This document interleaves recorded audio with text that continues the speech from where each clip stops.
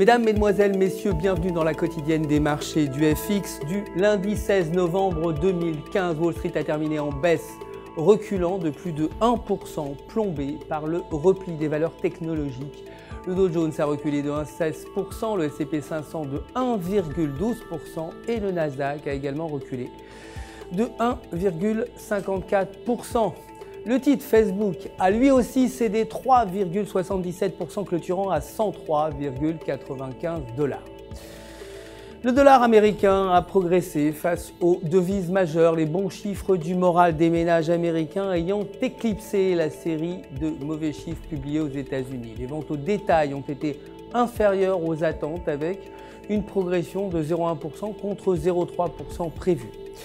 L'indice du moral des consommateurs préliminaire a été supérieur aux attentes, 93,1 contre 91,3.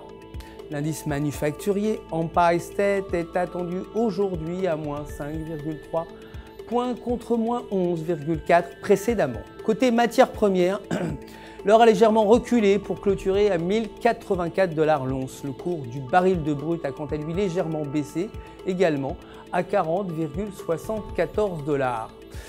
Côté devise, l'euro s'est déprécié de 0,69% face au dollar pour clôturer à 1,0705.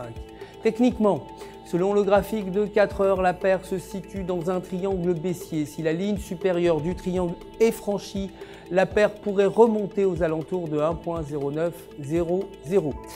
En revanche, si elle repasse sous le niveau de support de 1,0680, la paire pourrait retomber vers 1,0650. Le président de la BCE, Mario Draghi, prendra la parole aujourd'hui.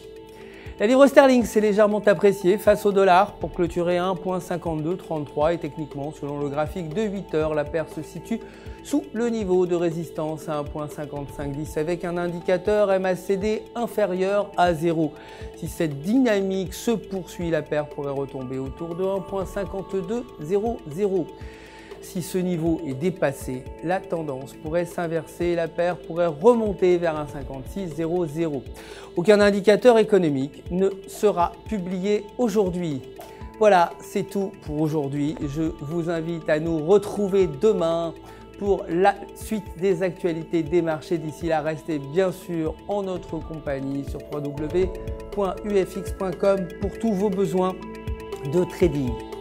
Un conseiller, vous le savez, là pour répondre si vous avez des questions. En attendant, tout UFX se joint à moi pour vous souhaiter une excellente journée de trading.